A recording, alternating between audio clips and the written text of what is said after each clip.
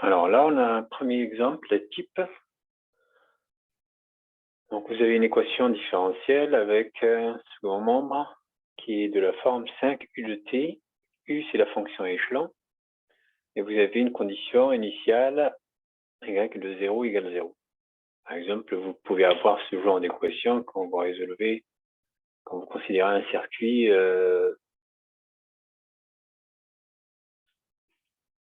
RL, par exemple, une résistance avec une bobine. Et le Y, ça peut être la tension aux bornes de la bobine, par exemple, ou l'intensité du courant électrique qui traverse le circuit. Alors, d'abord, donc le grand Y de P, c'est la transformée de la place de la solution qu'on ne connaît pas. Donc, vous appliquez la transformée de la place à gauche et vous dites que c'est égal à la transformée de la place de ce que vous avez à droite. Alors, je transforme ça, je sépare les deux. Ça, j'ai le droit de le faire parce que c'est les propriétés de la fonction. La transformée de la place, c'est les linéaires, c'est-à-dire vous pouvez séparer une somme. Alors ça, c'est 5 sur P, d'après le tableau. Ce que vous avez là, c'est les formules. Vous savez que L de F' de T, ça c'est le tableau qui vous le donne, c'est P grand F de P moins F de 0. Et là, c'est la transformée de la place de U de T qui est égale à 1 sur P, mais avec le 5 qui sera multiplié. Et donc, si vous appliquez cette formule-là, ça vous donnera moins petit y de 0 plus 2 grand y de P égale à 5 sur P. L de petit y, c'est grand y.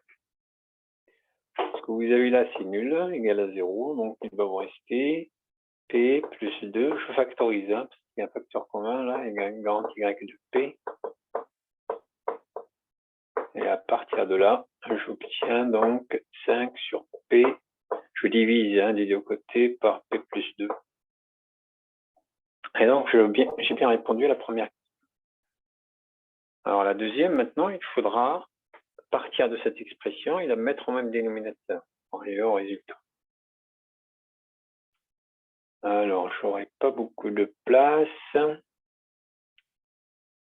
Donc, ce que je vais faire, je vais effacer ici pour avoir de la place, puisqu'il faut partir de là, mettre au même dénominateur et arriver à ce résultat-là à la fin. Je vais effacer ce que j'ai marqué ici.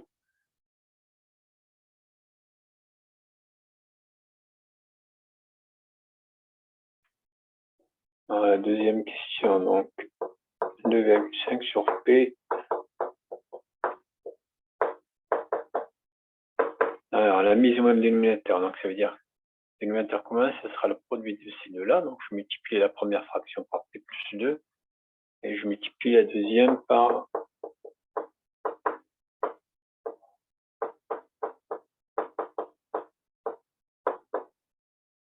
P. Comme ça, j'obtiens le même dénominateur. Donc, je vais mettre une seule fraction. Je développe ce qui est ici. 2 fois 2,5, ça fait 5. Alors, ce sera moins ceci. Là, j'ai mis un plus, mais c'est un moins ce qui va être ici. Ça ne marchera pas. Moins et moins 2,5 P.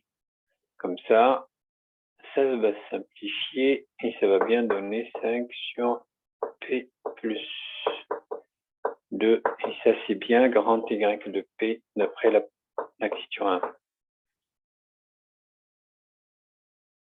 Bon, une fois qu'on a fait ça, vu que grand Y de P, la résolution, donc il est facile maintenant. Ça, on a obtenu quelque chose qui est dans le tableau, du côté droit du tableau 1, donc il faut juste faire la lecture inverse du tableau.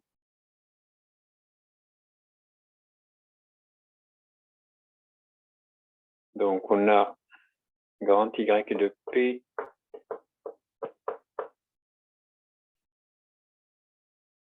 2,5 sur P moins 2,5 sur P plus 2.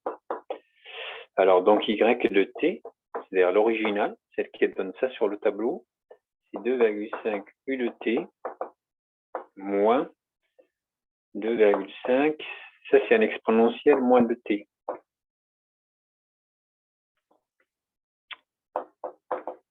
Bon, après, je peux factoriser par 2,5. Voilà, je peux mettre en facteur 2,5 qui est aussi u de t.